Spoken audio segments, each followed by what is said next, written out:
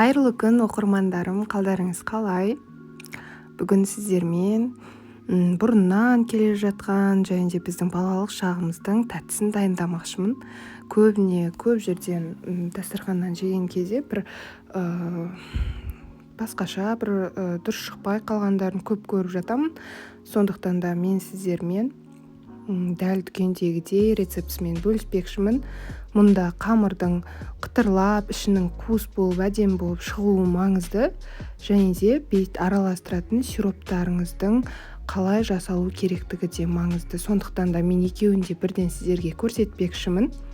Міндетті түрде видеоның соңына дейін қараңыздар, және де тіркелуді ұмытпаңыздар. Мендегі жұмыртқа, дүкеннің жұмыртқасы, егерде үйдің жұмыртқасы болатын болса, өте керемет болып шығады, сап-сары болып тесталарыңыз. Менде ол болмағандықтан осы дүкеннің жұмыртқасын пайдаландым, және де бетіне тұзбен ас содасын салып, біркелкі масса шыққанға дейін кішкене араластырып жіберіңіздер. Енді міндетті түрде електен өткізілген ұнды жақсылап салатын боламыз. Мен ұнды 3 бөлікке бөліп салдым. Бірденен барлығын салмаңыздар. Қолдарыңыздың көмегімен немесе қасықпен осылай кішкене араластырып аламыз. Қалған ұнды ақырындап салатын боламыз. Қатты тығыз емес, қатты жұмсақ емес, орташа көлемде қамыр пайда болуы керек. Және де мен сіздерге ингредиенттердің барлығын описание бөлімінде қалдыратын боламын. Дәл сол рецептпен жасасаңыздар, міндетті түрде керемет болып шығады. Және де мүлдем су қоспаймыз, байқағандарыңыздай тек қана жұмыртқа және де ұн. Міне дәл осылай орташа тығыздықта қамыр пайда болуы керек. 10 минутқа бетін жауып қалдырамыз. Әр 10 минут сайын жақсылап қайтарып отырыңыздар. Және де бетін міндетті түрде тығыз салафанмен жабуды ұмытпаңыздар.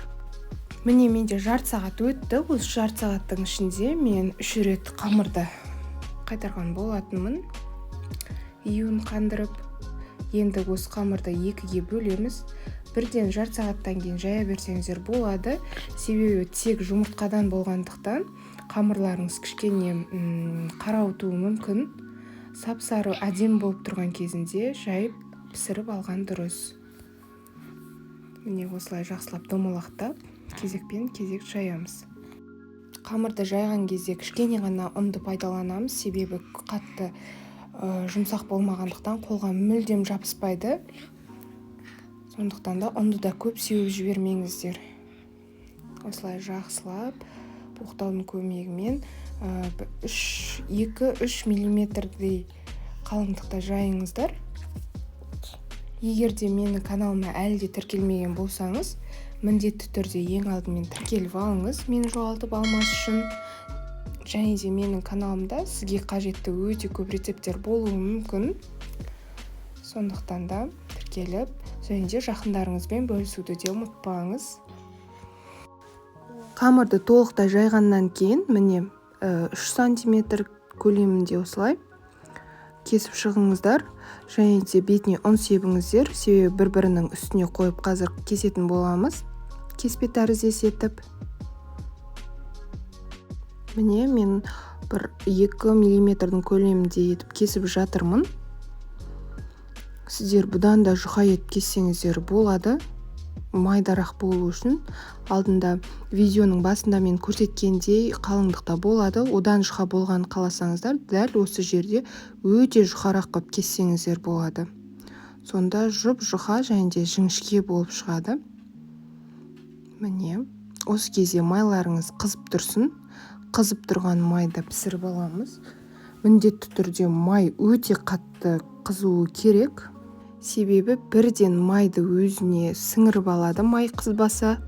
Одан кейін майлы және де дұрыс піспей қалады чак-чактарыңыз.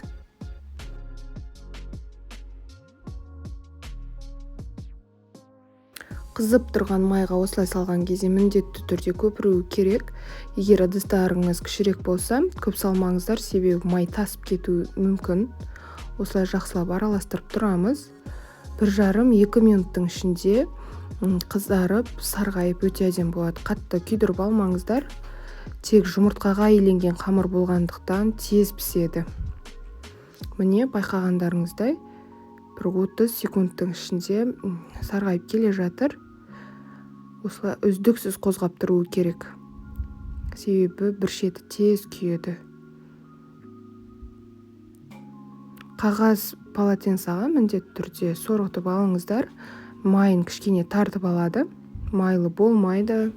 Міне жылдам пісті. Дәл осылай қалған бөліктерінде кезекпен кезек пісіріп алыңыздар. Қамырын пісіріп алғаннан кейін бірденен сиропын дайындауға көшеміз. Бұл жерде менде табиғи бал және де қант. Екеуін орташа отта ерітеміз. Және де менде орташа отта 5 минуттың ішінде ерді. Бұл жерде ең бастысы қанттарыңыздың толықтай еруі. Міне осылай үздіксіз араластыруларыңыз қажет. Себебі қантта балда тез күйетін болғандықтан қап-қара болып кетуі мүмкін. Егер де қап-қара болып күйген болса, қолданбаңыздар. Дәмін бұзып жібереді. Міне бірденен еріп бастап жатыр. Осылай толықтай ертіп аламыз. Міне сироп дайын болды. Ыстықтай құятын боламыз. Себебі тез қоюланып кетеді.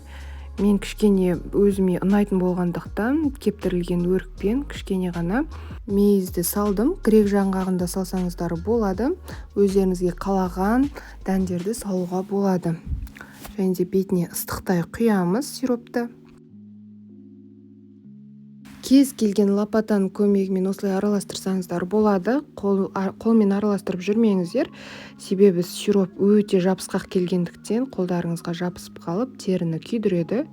Сондықтан да міндетті түрде осылай қасық болсын, кез келген араластыратын затпен жақсылап араластырсаңыздар болғаны. Бұл жерде сироп ең төменгі жағына түсіп кетеді. Сондықтан да астын үстіне қаратып жақсылап араластыру қажет. Дайын болған чак-чакты кез келген өздеріңіздің формаға салуға болады. Мен 4 бұрышты етіп кеспекшімін, сондықтан да осындай стеклянный ыдысқа салып жатырмын. Енді осы чак-чакты қолымызды суға батырып алып, осылай тығыздап шығу керек. Жақсылап басыңыздар, себебі арасы қуыс болып тұрады.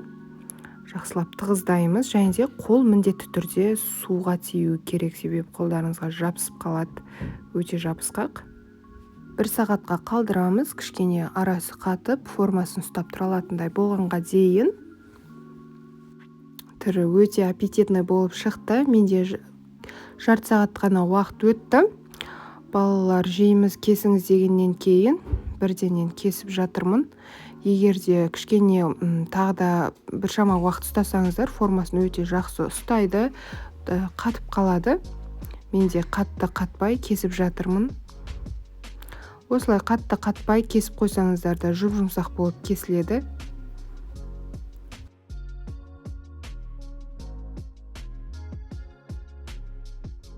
Міне ортасынан алып көрсетіп жатырмын. Кішкене шашылып жатыр, қатты қатпаған. Сондықтан да осы себептен де кішкене уақыт ұстасаңыздар болады қатырып қойып. Міне дайын болды. Өзіме қатты ұнайтын рецепттердің бірі. Балалық шақтың бал дәмі деп айтсақ та болады. Бала кезімізде көп пісіретін аналарымыз. Міне іші қуыс және бір әдемі қытырлап тұр. Сондықтан да осы рецептпен жасап көріңіздер. Проверенный рецепт деп те айтсам болады. Дәмі ауызда еритіндей өте керемет болған. Егер менің видео рецептім ұнаса, міндетті түрде лайк басып, және де өзіңіздің пікіріңізді қалдыра кетіңіз. Ас болсын, сау болыңыздар.